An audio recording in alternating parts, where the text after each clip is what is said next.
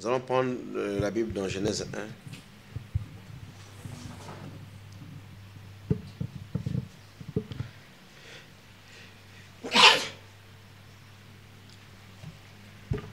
Verset 1.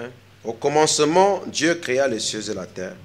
La terre était informe et vide. Il y avait des ténèbres à la surface de l'abîme. Et l'Esprit de Dieu se mouvait au-dessus des eaux. Dieu dit que la lumière soit, et la lumière fit.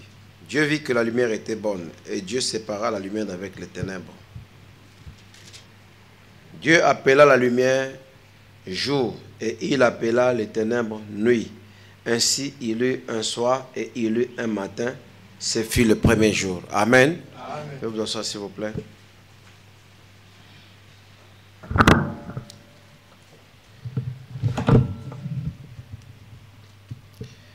Que le Seigneur vous bénisse. Amen. Nous lui sommes reconnaissants de ce qui nous a permis encore de venir devant sa présence, parler de lui. Pendant que beaucoup se trouvent dans des situations difficiles, ils avaient souhaité aussi écouter la parole de Dieu, mais il nous a donné l'occasion. Amen. Amen. Alors, j'aimerais alors profiter pour amener comme une synthèse de tout ce que je voulais dire sur le message de la fin des temps. Ok, et cela a commencé lorsque nous avons montré avec Matthieu 24 les questions qui ont été posées au Seigneur Jésus-Christ, à savoir quel sera le temps où il ne restera pas pierre sur pierre qui ne soit renversée. Amen. Quel sera le signe de son avènement, ainsi que le signe de la fin du monde. Alors, voilà pourquoi nous avons... Jésus leur a répondu. Comment est-ce qu'un général romain devait venir et la fin devait venir par une inondation.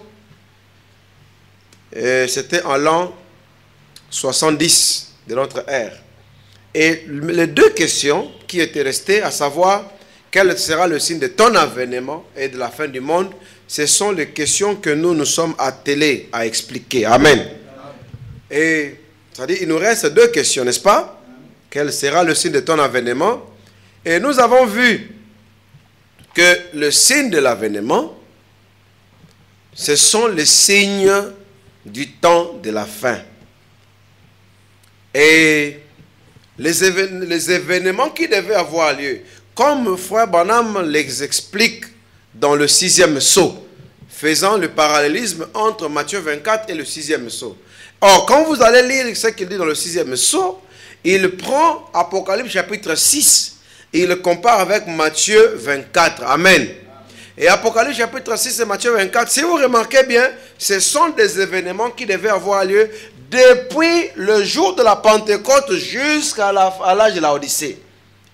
Parce que nous avons montré que le temps de la fin commence au jour de la Pentecôte. Amen. Par rapport à l'accomplissement de la prophétie de Joël, qui avait dit que dans le dernier jour, Dieu répandra son esprit sur toute chair. Vos fils et vos filles prophétiseront, vos jeunes gens auront des visions et vos vieillards auront des songes. Et qui a dit que cette écriture était accomplie? C'était Pierre, n'est-ce pas? Au jour de la Pentecôte, alors que le Saint-Esprit s'était déversé sur les gens, et ils ont commencé à se comporter d'une manière bizarre, les hommes du public ayant vu cela, ils ont cru qu'ils étaient ivres. Alors, lui a pris la parole pour montrer que ce n'est pas qu'ils sont ivres. Donc, il n'est que la 3e heure du jour. Donc, on ne peut pas s'enivrer. Bon, la 3e heure, c'est 9 heures, c'est 6 heures. Amen. C'est le matin. On ne peut pas s'enivrer. On ne peut pas boire le matin. Alors regardez que il s'est fait que c'est une promesse qui s'était accomplie. Voilà pourquoi il a dit que c'est ce qui était annoncé par le prophète Joël dans les derniers jours. Comment? À la Pentecôte même, mais on dit que c'est le dernier jour. Alors nous comprenons que le dernier jour où le temps de la fin a commencé à la Pentecôte. Et depuis l'âge d'Éphèse jusqu'à la Odyssée, voilà, il y a eu des signes qui devaient avoir lieu pendant ce temps-là. Et nous avons vu les indices sur tous les plans. Sur le plan politique, une nation s'élèvera contre une nation. La séduction religieuse, il s'élèvera un faux oint, amen, des faux Christ. Nous avons vu, donc avec les oints du temps de la fin, pendant ces âges ici, et nous avons vu l'immoralité, comment elle s'est développée dans les gens d'aujourd'hui, jusqu'à aujourd'hui. Et nous avons donné beaucoup d'indices. L'économie, ça ne marchera pas, toutes ces choses. Et le prophète de Dieu nous dit que le message du temps de la fin devait correspondre le message et le messager du temps de la fin, tous deux devaient correspondre aux conditions du temps de la fin. Là où nous avons compris que si nous ne prenons pas le message du temps de la fin, ces conditions du temps de la fin vont nous affecter. Branham dit que les gens sont entrés dans l'esprit des derniers jours. Et c'est ce que Paul avait dit à Timothée. Tout ce que nous avons vu là, ce sont les preuves que nous sommes au temps de la fin. Voilà pourquoi il fallait un message du temps de la fin. Or, le message du temps de la fin, c'est quoi? C'est Luc 17h30. Voilà. Zacharie 14, 12. Ça sera un jour unique, connu de l'Éternel. Zacharie 14, 6 à 7. Qui ne sera appelé ni jour, ni nuit, mais vers le soir, la lumière apparaît. Le soir, c'est la Odyssée, n'est-ce pas? Vers le soir. Donc la lumière du soir, c'est le message du temps de la fin. Or, la lumière du soir, c'est ça le message de Luc 17h30. Or, Luc 17h30, c'est Dieu dans un homme. Il n'y a pas de Luc 17h30. Il n'y en a qu'un seul. C'est quoi? Ce qui arriva du temps de Sodome arrivera de même au jour du Fils de l'homme. Maintenant, le Fils de l'homme, je vous ai expliqué ça plusieurs fois. Le Fils de l'homme, quand nous parlons du Fils de l'homme, pas un Fils de l'homme. Parce que vous savez, dans la Bible, Dieu appelle les prophètes trois Fils de l'homme. En hébreu, Fils de l'homme veut dire Bin Abi. Bin Abi, c'est ça le Fils de l'homme.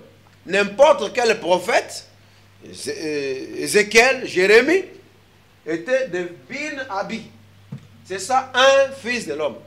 Mais lorsqu'il dit qu'il en sera de même au jour du Fils de l'homme, c'est-à-dire le Fils de l'homme, c'est le Dieu prophète. Vous êtes avec moi? En hébreu, ce n'est pas seulement le bin abi, on ajoute le ha, bin nabi. Ha, bin nabi. Donc ha, bin nabi. C'est-à-dire Dieu qui devient un prophète. Vous voyez? Voilà pourquoi il nous a dit le prophète des prophètes, le Dieu des prophètes. Amen. C'est dans la prédication, j'ai entendu, mais maintenant, je vois. Dieu est venu sous forme de William Branham, selon la promesse de Malachie 4. Je vous enverrai, Élie le prophète, Elohim dans la chair humaine. Et le but de ces messages, c'est pour nous aider à affronter les conditions du temps de la fin. Et Frère Branham nous dit que c'était un message de préparation. Si on nous dit que c'est un message de préparation, c'est que ce n'est pas tout. Oh, voilà pourquoi dans la prédication, je serai avec vous comme j'étais avec Moïse. Là-bas, Frère Branham, il vient en 60, il est en train d'expliquer aux gens qu'ils ont tourné longtemps. Il a gardé beaucoup les gens vers le signe du discernement des pensées des cœurs. Amen. C'est ça le message du temps de la fin, n'est-ce pas? Amen. Mais Dieu n'avait jamais dit que ce sera la finalité. Mais ce n'est qu'un panneau de signalisation. Il dit, quittons là-bas, allons de l'autre côté de la montagne, vers le troisième pile. Or, le troisième pile, c'est la venue de la parole, n'est-ce pas? Amen. Vous êtes avec moi? C'est la parole qui vient et qui est restaurée à l'homme. Or, cette parole, c'est Christ. Dites Amen. En qui il y a le millénium, en qui il y a tout. Il y a le reste, l'éternité, c'est le sang, c'est Dieu. Amen. Vous êtes avec moi? Amen. Le tout en tout vient sous forme de la parole. Ça, c'est le troisième pull. Voilà pourquoi le message du Fils de l'homme ne pouvait pas amener la perfection. Frère Branham même se répand d'avoir continué à l'exercer. C'est un message du soir qui vient comme le jour de l'homme, qui commence le matin et se termine le soir. Voilà pourquoi c'est un message qui n'est pas selon la formule de la venue du jour de Dieu. Mais le jour de Dieu commence un matin, un soir et un matin. C'est-à-dire que quand le soir est terminé, le matin vient, il y a un soir, il y a un matin, et c'est fini le premier jour. Donc, il y avait un message qui devait venir. Le message, pas du soir, mais le message du jour. Le message du matin. Mais vous remarquerez que tous ces messages se trouvent dans les mêmes bandes et brochures. Quand vous lisez, vous ne pouvez pas, si Dieu ne vous fait pas grâce, vous n'allez pas déceler que ça, c'est le message du soir, c'est le message d'un messager, d'un ange. Et il y a aussi le message de Jésus-Christ. Jésus-Christ lui-même, quand il descend, selon Apocalypse chapitre 10, et là il vous dit qu'il n'y a plus de temps. Alors maintenant, c'est là maintenant que nous entrons dans la fin des temps. Et la fin des temps, nous avons montré que c'est la fin de la période de la manifestation des attributs de Dieu qu'il avait commencé à révéler depuis le jour du commencement. Amen. Chaque attribut qu'il a commencé à révéler devait prendre fin. Tout ce que vous connaissez qui avait un délai devait prendre fin. Tout ce qui était perpétuel devait prendre fin. Alors devait entrer ce qui est éternel. Le 8e jour, la sainte convocation. Amen. L'éternité. Un évangile éternel qui ne dépend pas de ce que vous avez fait, mais qui est l'œuvre de quelque chose que Dieu lui-même a fait. Branham dit, on n'entre pas par des rites et des ordres, mais on entre par la prédestination. Vous voyez? C'est l'évangile éternel. Et c'est ce que je voulais vous montrer. Alors, cet évangile éternel, c'est l'accomplissement du Nouveau Testament. Et nous avons montré que le Nouveau Testament était aussi l'ombre. Frère Branham dit que si toutes ces choses de l'Ancien Testament étaient l'ombre de Christ, alors Christ était l'ombre des choses à venir. Christ l'ombre. Mais la réalité, c'est quelque part. Et la réalité, c'est l'épouse. Lorsque le temps est terminé, Apocalypse chapitre 10, vient mettre fin au temps. Même le livre des Sceaux n'est pas révélé pendant les âges.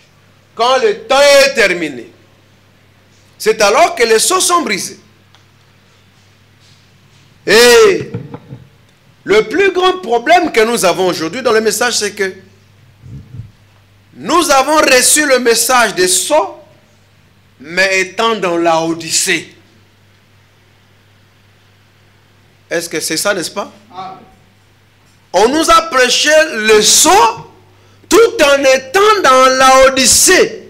Voilà pourquoi le message des sceaux n'a pas travaillé. Parce que le message des sceaux, parce que le sceau, le 7e sceau, c'est le 3e pull. C'est la parole parlée. Être comme Branham. Manifester la vie de Branham. Nous avons dit aux gens, vous devez vivre la vie de Branham. Manifester la vie de Branham. Mais comment manifester la vie de Branham tout en étant dans la Odyssée? C'est là que nous avons pris le psaume 137. Comme on avait dit aux Juifs, chantez-nous quelques vieilles cantiques de Sion Ils ont dit, comment chanterions-nous les cantiques de l'Éternel sur une terre étrangère? Amen. Dans un pays étranger. Donc, comment chanterions-nous? Vivez la parole, mon frère. La parole, Dieu, la vie littérale de Jésus. Comment vivrions-nous cela tout en étant dans la Odyssée? Et là-bas, la Bible dit que, ô Éternel, souviens-toi des enfants d'Édom, qui, au jour de Jérusalem, crièrent, rasez jusqu'à ses fondements. Vous voyez, le jour où il dit que nous leur rendrons le mal qu'ils nous ont fait. Qu'est-ce qui était arrivé? Dieu avait voulu dépouiller Israël, les chasser le peuple d'Israël du pays d'Israël. Ils sont allés en captivité. Et le peuple d'Édom ont crié. Dieu les avait suscités. Parce que tous étaient dans l'emprise de Babylone. Quand le roi là est parti pour commencer la déportation, il y a eu beaucoup de nations qui étaient sous son emprise, qui étaient parties là-bas en Israël. Et vous savez que quand ils sont arrivés, ils criaient rasez, rasez. Alors, là-bas dans les psaumes, le Saint-Esprit dit, souviens-toi de ce jour. Cela arrivera aussi. Pour que nous chantions les cantiques de Sion. Or, Sion, c'est la nouvelle Jérusalem. Sion, c'est la parole faite chair. Amen. Sion, c'est le message de la fin des temps. C'est la parole. Ce sont nos théophanies. Il y a une exigence de Sion. Mais pour vivre selon la vie de Sion, nous devons d'abord quitter la Odyssée, un pays étranger. Amen. Or, la Odyssée, ce sont les conceptions pentecôtistes et du monde.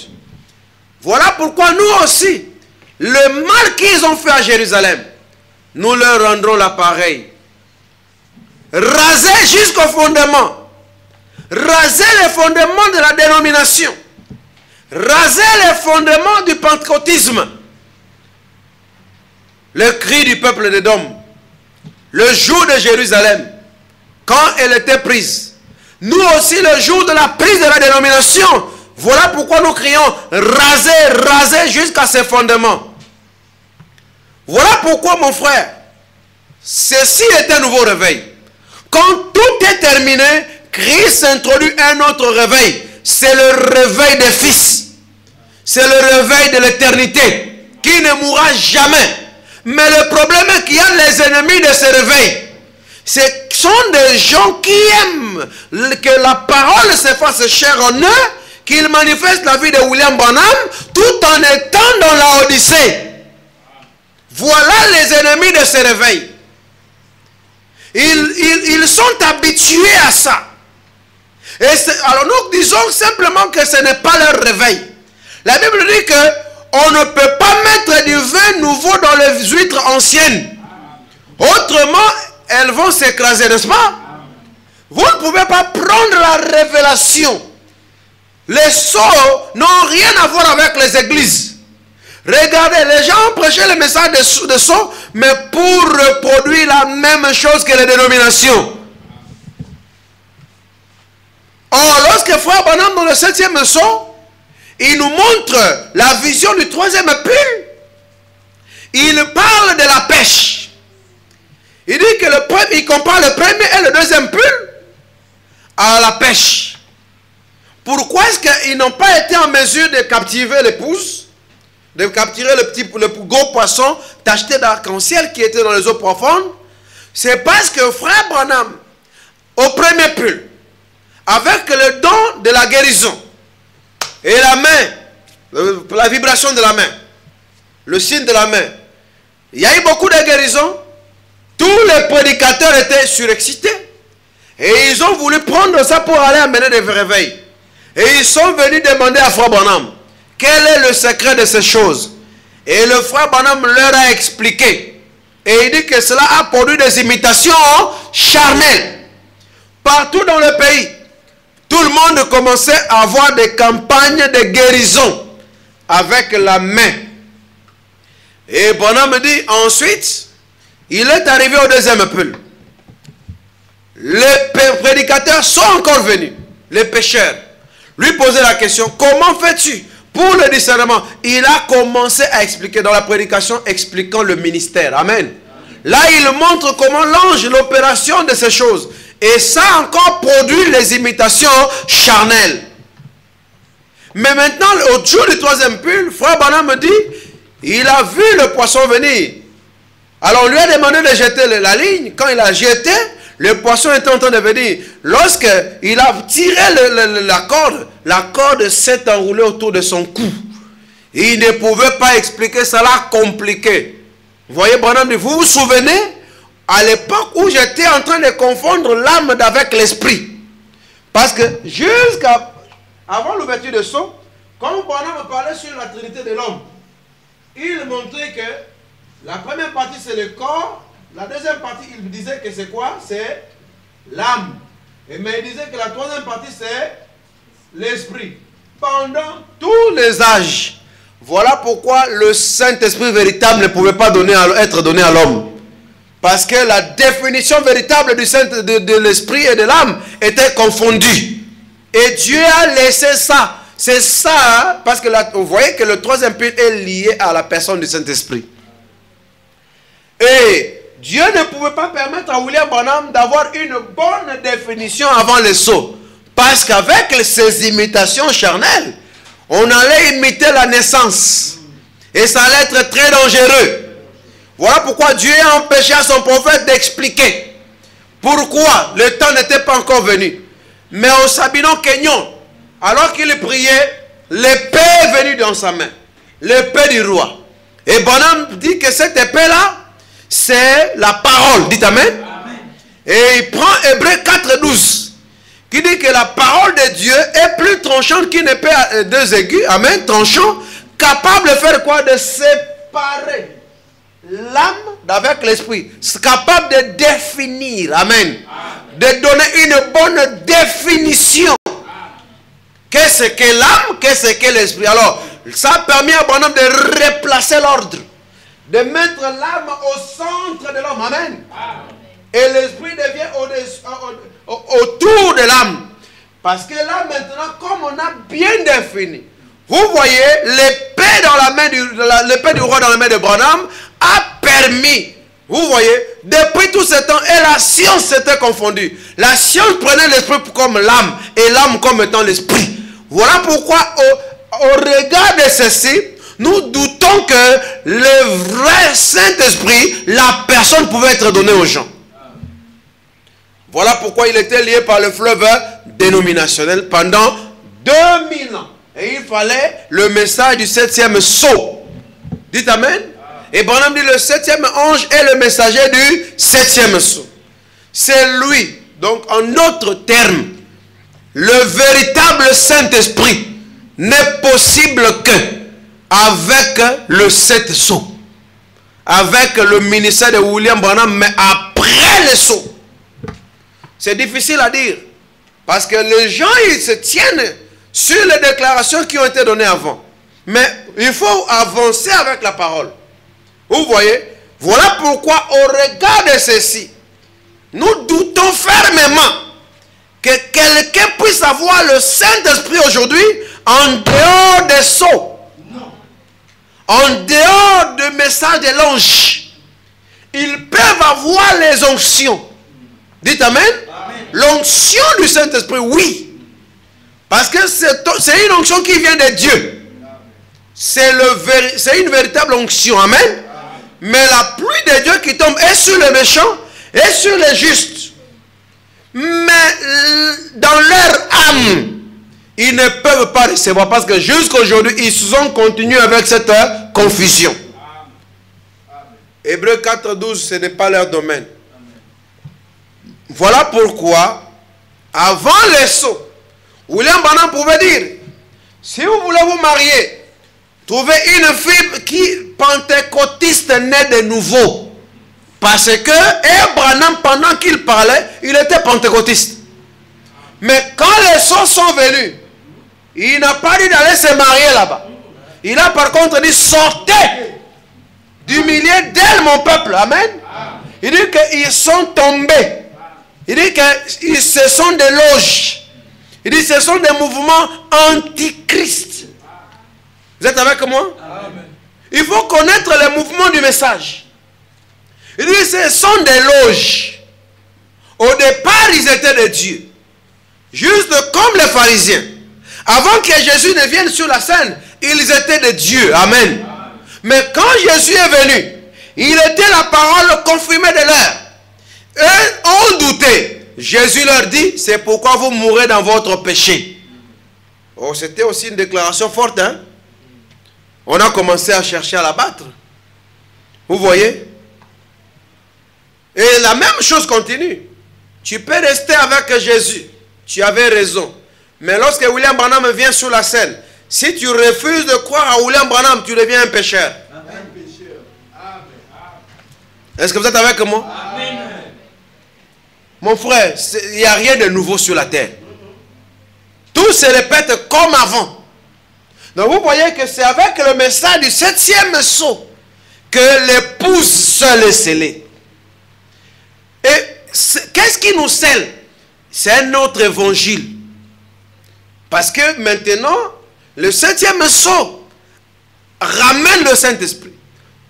Et le Saint-Esprit cherchait que l'homme soit restauré. Mais l'homme ne pouvait pas être restauré. Même la définition de l'homme était confondue. Âme, esprit, corps et âme. Mais c'était corps, âme et esprit. Était pris comme corps. Hein, donc corps, esprit et âme. Avant, c'était conçu comme étant le corps, l'âme et l'esprit. Voilà. Maintenant, l'épouse peut être scellée. Qu'est-ce qui nous scelle? C'est le message de l'ange.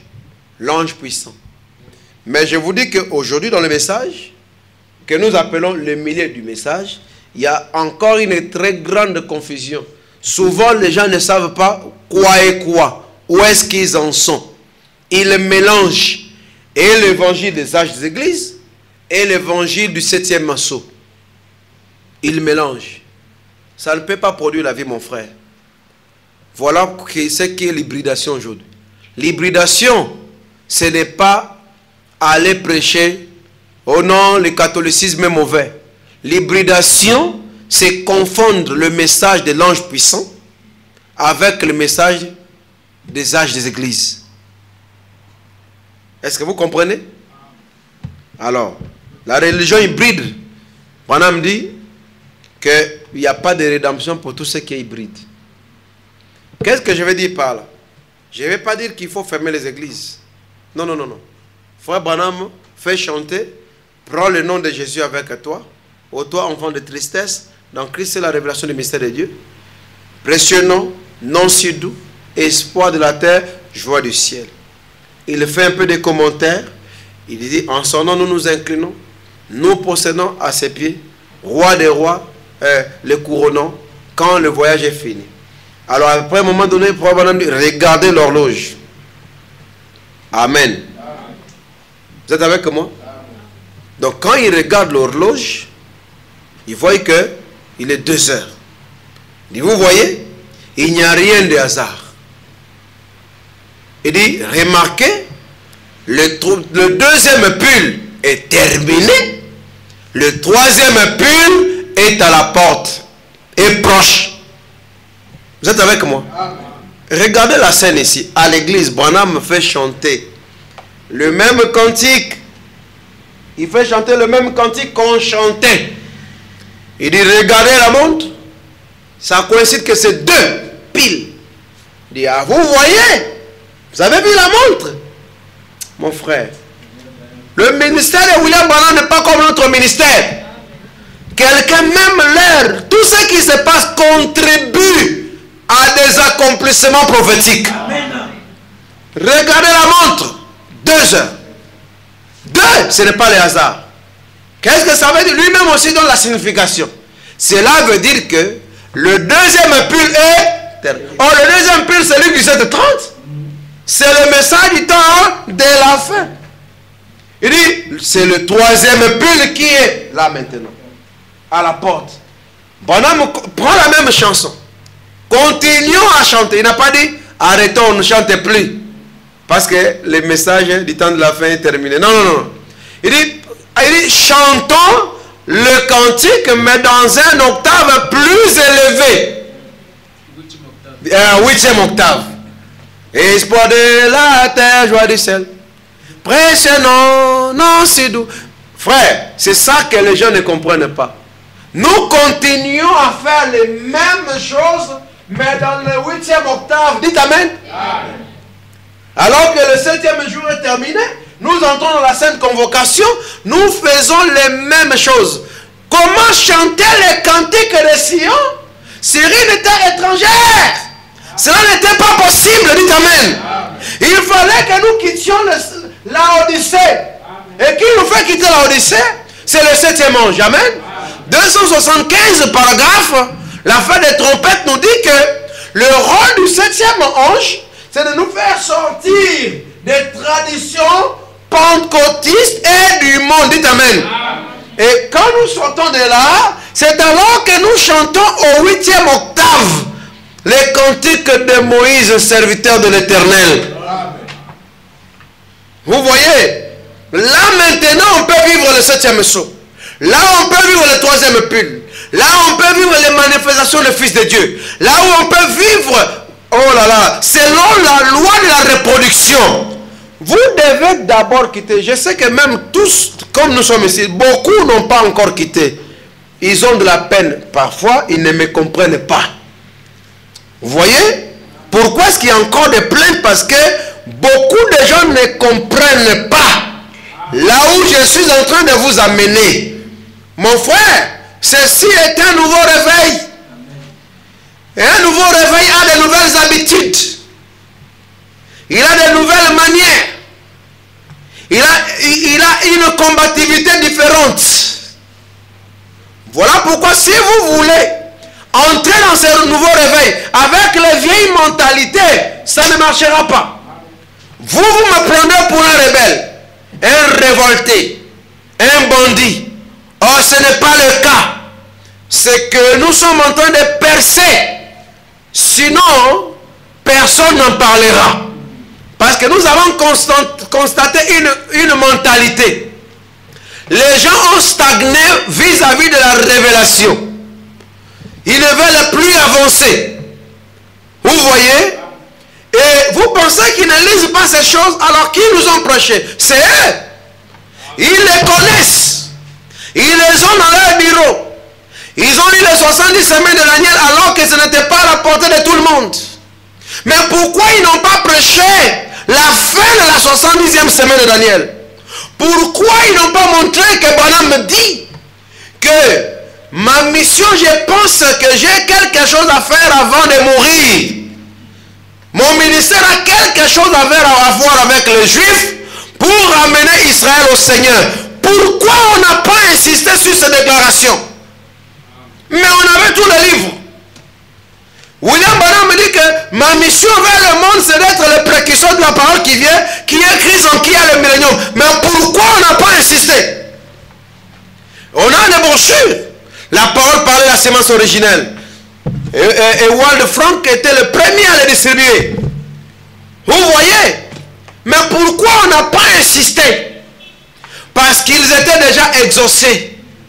Les gens sont venus de l'énomination remplie. Il n'y avait pas assez d'espace pour augmenter la révélation. À peine qu'ils étaient venus, ils sont devenus des pasteurs. Et on ne peut plus enseigner à un pasteur, c'est difficile. Parce qu'il est déjà père. Il doit conduire ses propres enfants. Alors, plus la révélation s'augmente parce qu'il y a les exigences de la révélation. Même vous ici, lorsque vous stagnez, vous mourrez. Dites Amen. Amen. Aussi longtemps que je suis en vie, je cherche à connaître Dieu de mieux en mieux. Aujourd'hui, je connais comme ceci. Mais si Dieu veut te garder encore en vie, il veut que tu augmentes dans la révélation. Amen. Maintenant, les gens étaient déjà exaucés. Parce qu'ils ont bâti des murs fortifiés. Des églises de grande réputation. Avec la parole qu'ils avaient reçue, qui était limitée. Ils en ont fait des noms. Pensez-vous qu'ils vont ajouter avec ça?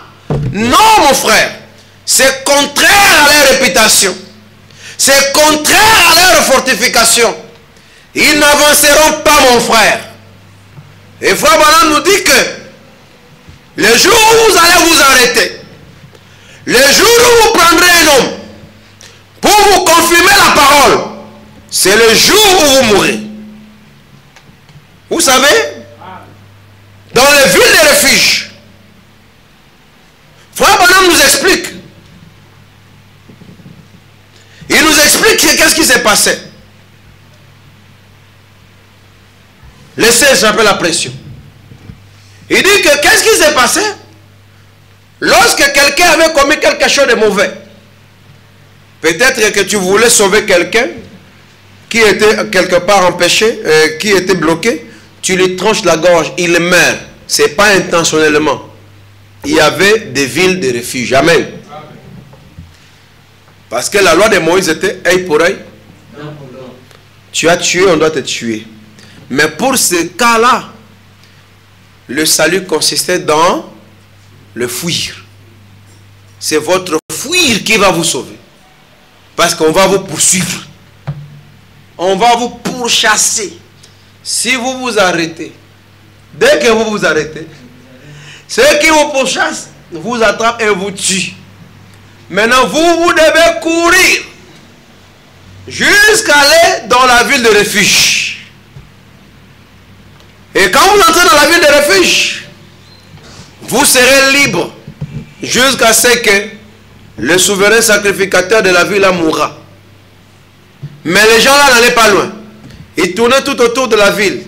Dès que vous osez sortir pour vous promener, ils vont vous rattraper de nouveau, ils vont vous tuer. Vous voyez? Mais nous, notre souverain sacrificateur ne meurt jamais. Amen. Vous êtes avec moi? Amen. Mais efforcez-vous d'entrer dans la ville de refuge. C'est le message de l'heure. Le message de l'ange puissant. Si vous vous arrêtez, les esprits dénominationnels vont vous rattraper. Ça va vous rattraper. Ça va vous tuer. Voilà pourquoi tout celui qui va s'arrêter dans le message, même si c'est moi, comment on s'arrête? Frère Branham me dit, là où je pense, les pentecôtistes ont failli. Il dit que Dieu leur a révélé la parole. Et ils sont venus.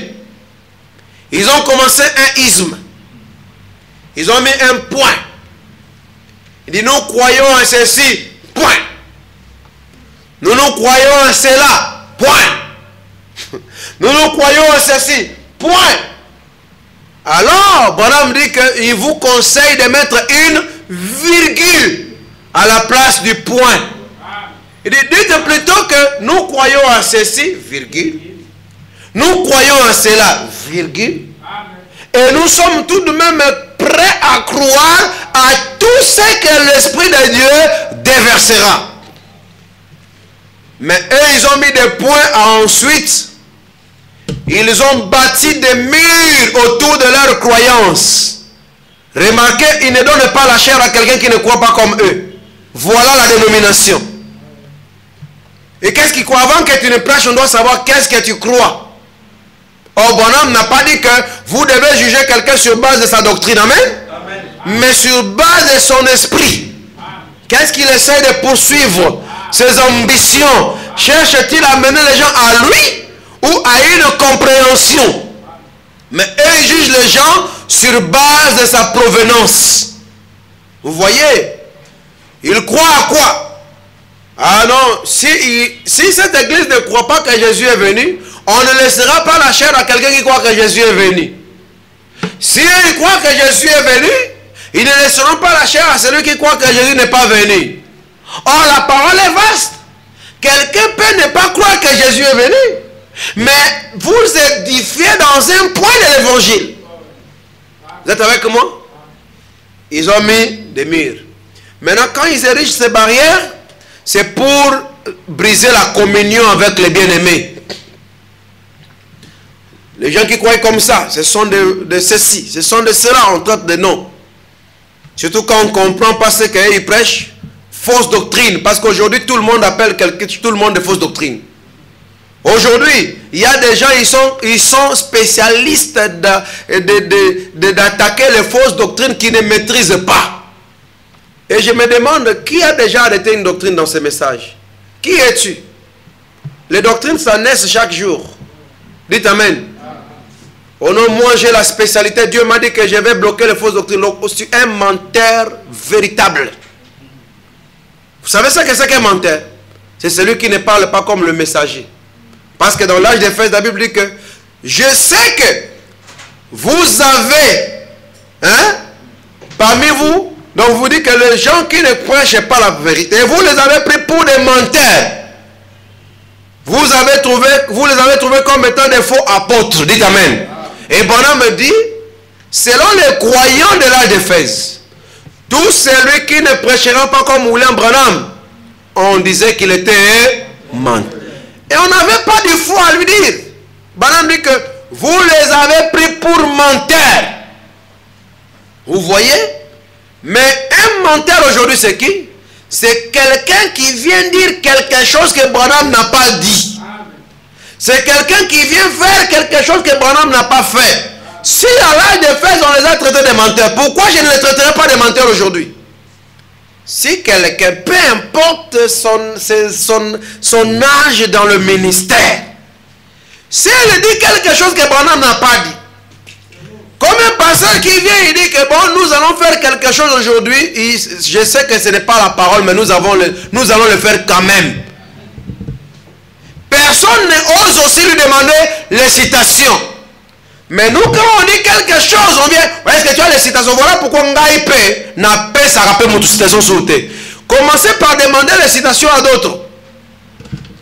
Chaque jour, ils font des choses anti-parole. Et personne ne leur demande des citations. Vous trouvez des gens, ils veulent commencer à recenser dans le monde entier les gens qui sont originaires de son église. Et leur donner des cartes d'identité. Au monde wapi.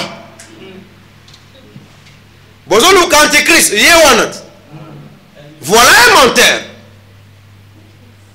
Vous voyez?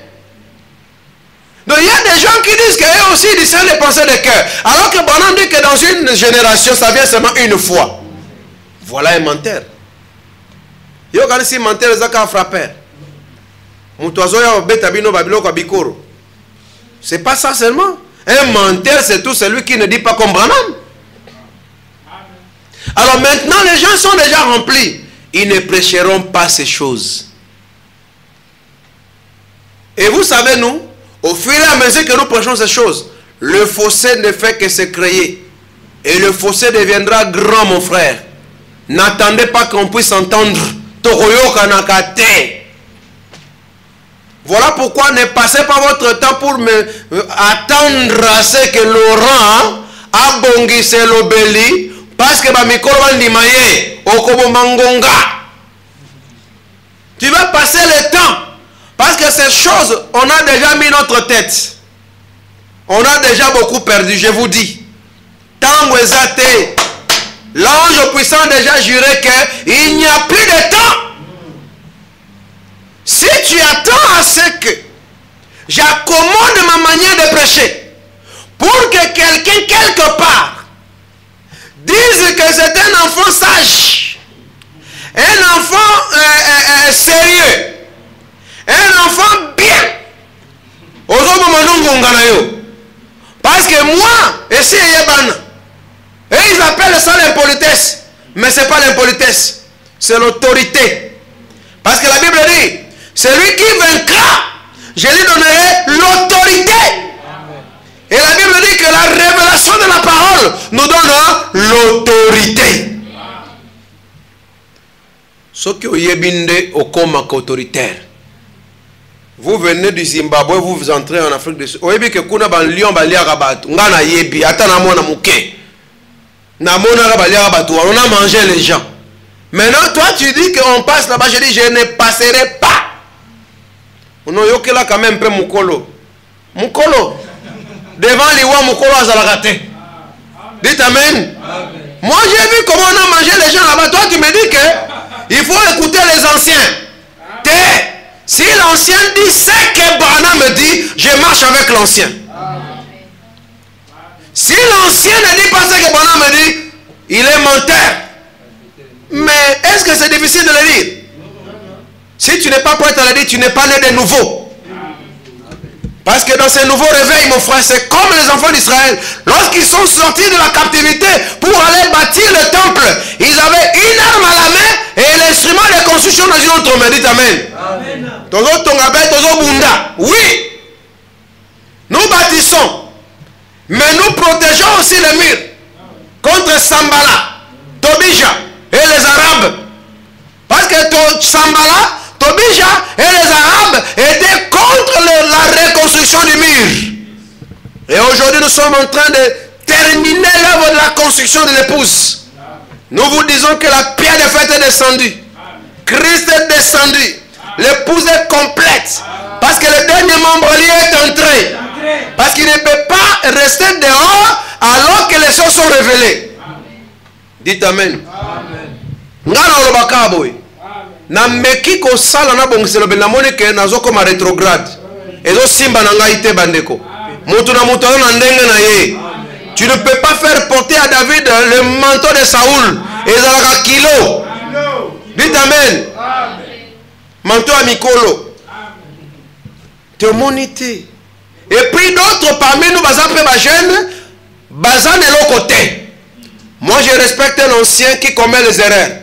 Parce que ce qu'il prêche, c'est au mieux de sa compréhension. Dites Amen. Mais je ne peux pas supporter un nouveau qui est venu et qui veut imiter un ancien. Osa de l'autre côté, tikanayo. Et puis tu Orlanda Bango. Moko, mais notre frère. Balinga te. Tu Orlanda Bango. Yo, pesa la pièce na yo. Quel est ton appel? Qui t'avait appelé? Il t'avait dit quoi? Hein, mon frère? Ba commerçant ba yebele. Vous voyez, alors tous les ba commerçant wana. Vous voyez ça? Ba mercenaire. Est-ce que ça dans la Bible est mabe? Bolanda ma banda Branham alobaka boye. C'est comme ça que Branham parlait. L'autre a dit non, et ça makamaba ne kanga. Est-ce que kimone kanga ça? Hein, frère? C'est la parole. Je vais finir ici. Écoutez, le message de la perfection, c'est le message de la fin des temps. Voilà pourquoi nous vous avons dit, même quand nous chantons le sang, le sang, le sang, c'est une figure de style. Nous ne voulons pas dire que Makila Mongo est Zagawa. Makila est Zate. Il n'y a pas le sang. Parce que quand l'agneau prend le livre, mon frère, est-ce que nous avons le livre ouvert? N'est-ce pas? Amen. Le livre est ouvert, n'est-ce pas? Amen. Mais mon frère, avant que le livre ne soit ouvert, on devait faire qu'on devait d'abord briser.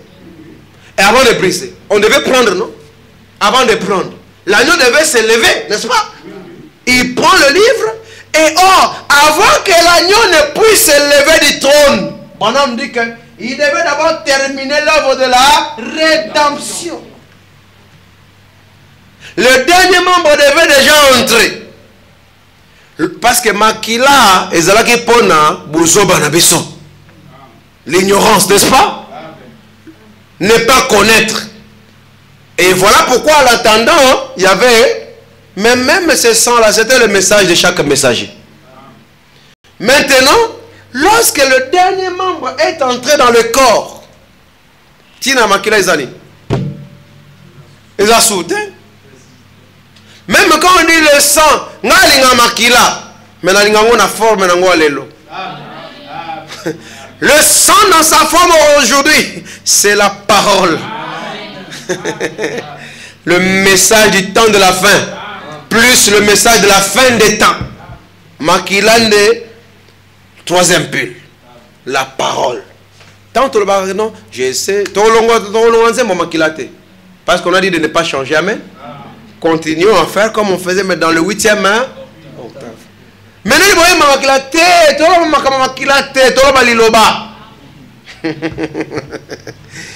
voilà le signe de Dallas que nous avons lu avec vous ici. Nous avons dit que la rédemption est terminée. On a lu les citations.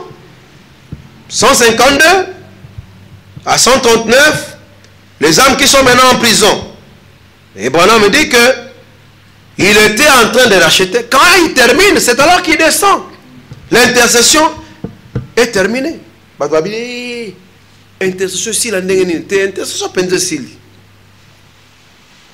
L'intercession, c'était pour l'ignorance. Écoutez, Jésus intercédait. Nous aussi, nous intercédions. Dites Amen. Parce que les gens priaient même lorsque l'agneau n'était pas encore sur le trône. N'est-ce pas ça? Mais quand l'agneau... Et puis, frère, débat exalté. Le problème d'abord, c'est que l'agneau, ce n'est pas un animal. Le trône n'est pas une chaise. Quitter, ce n'est pas un mouvement géométrique. Tout ça, ce sont des actes, amen, qui changent. Le ministère seulement change. C'est le même homme, mais mais je vous dis que quand vous avez la parole, même la grâce est à vous. La parole, c'est ça la grâce. Vous voyez, la rédemption, Branham dit que quand il prend le livre, la rédemption est terminée.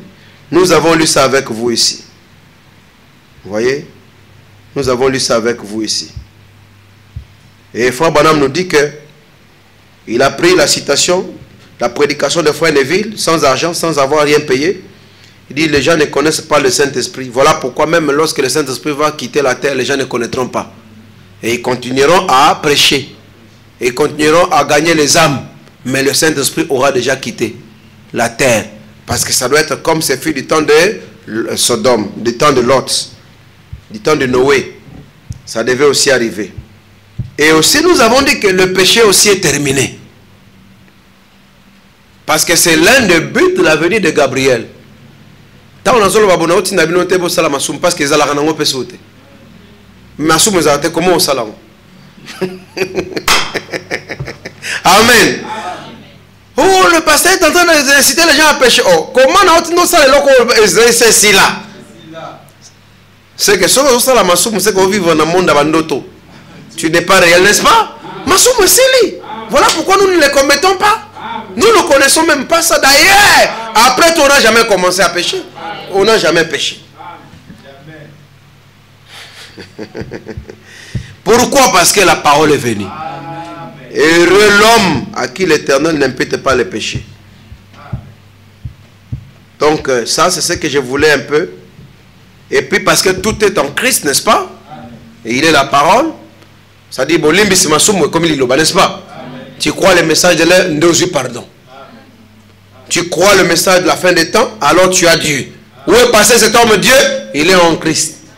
Dites Amen. Ça dit Nzambe, Nzambe, Nzambe. Ndeli loboya bilembo sambo. C'est la parole ici. Le message de son, n'est-ce pas? C'est ça Dieu. Donc nous avons Dieu sous forme écrite. Et tu peux aussi croire et vivre. Tu peux l'avoir quand tu le crois, n'est-ce pas? Amen.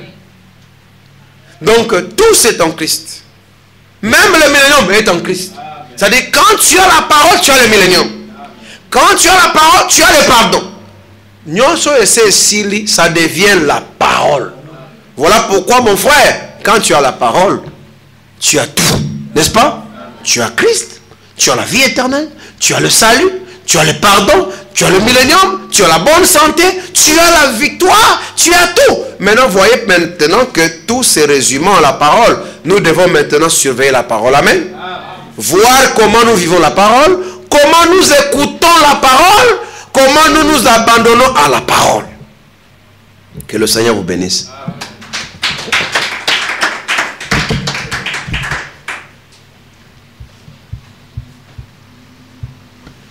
Vous voyez que je me suis débrouillé, hein? Hein? Bon, c'est peli. Amen. Bon, je vais continuer. Non, toi tu es toujours comme ça. Toi tu es toujours comme ça. Je sais que toi-même pendant 2 jours tu seras toujours ici. Hein? C'est bon, mais il faut aussi aller chercher les choses. Non? Amen. Donc on peut se mettre debout. Le Messie est le roi des rois. Il est le Seigneur des Seigneurs. Oh, le Messie, le Messie. Oh, il est le Seigneur des Seigneurs. Oh, le roi des rois. Oh oui, le Seigneur. Oh, le Messie, si est le roi des rois. Il est le Seigneur. Oh oui, le roi. Oh oui, le Seigneur. Oh, le Messie.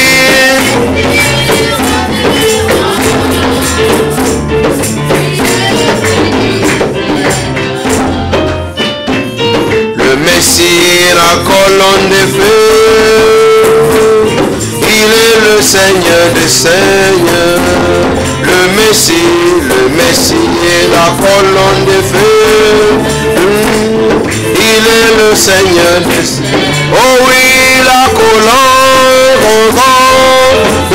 de feu. Oh, le Seigneur.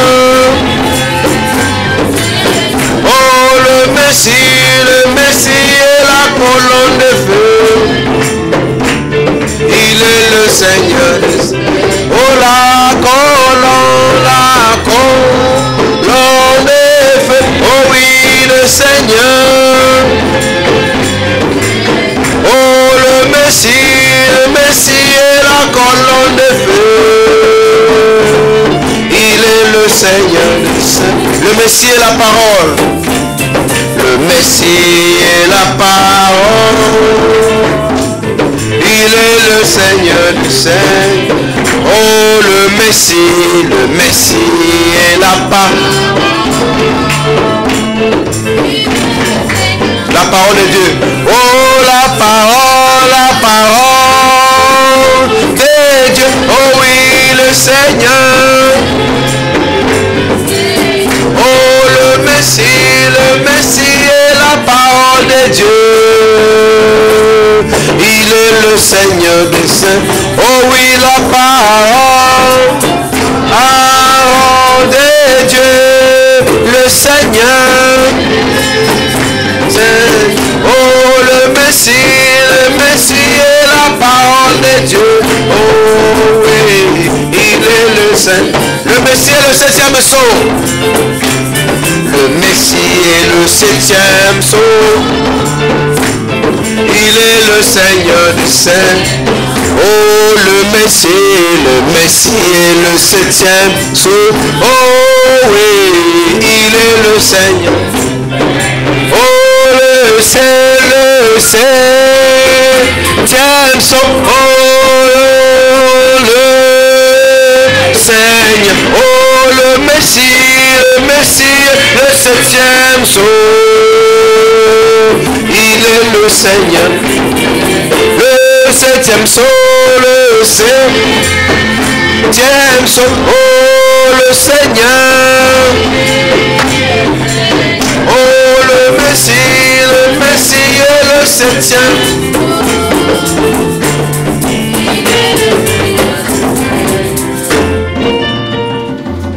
Dites-lui un mot de prière. Seigneur, merci pour ta parole.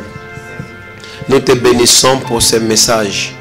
Le message du temps de la fin était venu pour préparer le message de la fin des temps. Et nous sommes dans le message de la fin des temps, même le message de la fin du monde.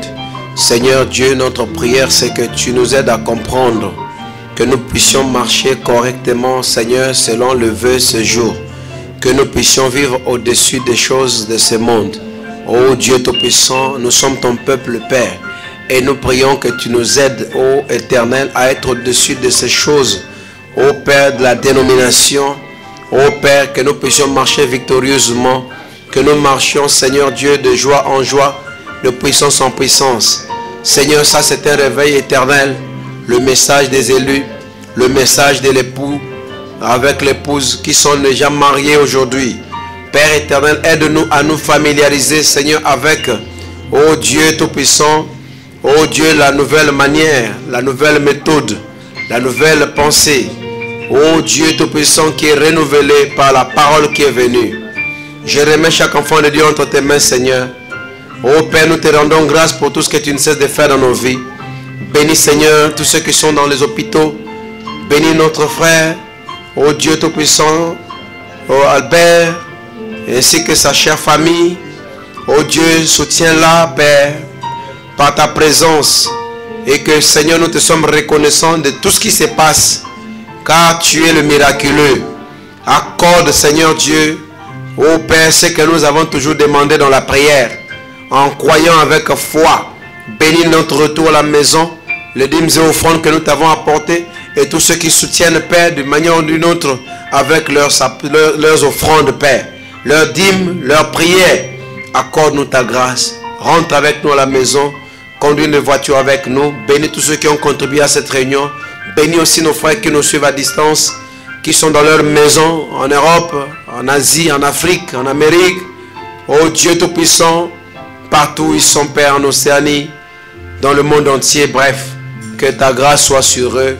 Bénis aussi nos frères qui sont à Manchester à présent, avec ton serviteur, le pasteur Capé. Bénis-les, soutiens-les, fortifie-les, donne-leur ta présence, qu'ils soient bénis, qu'ils aient de bonnes réunions. Pour ta gloire, au nom de Jésus-Christ, la parole faite chair. Amen. Acclamons le Seigneur. Amen. Je crois que nous allons donner nos offrandes en sortant là-bas.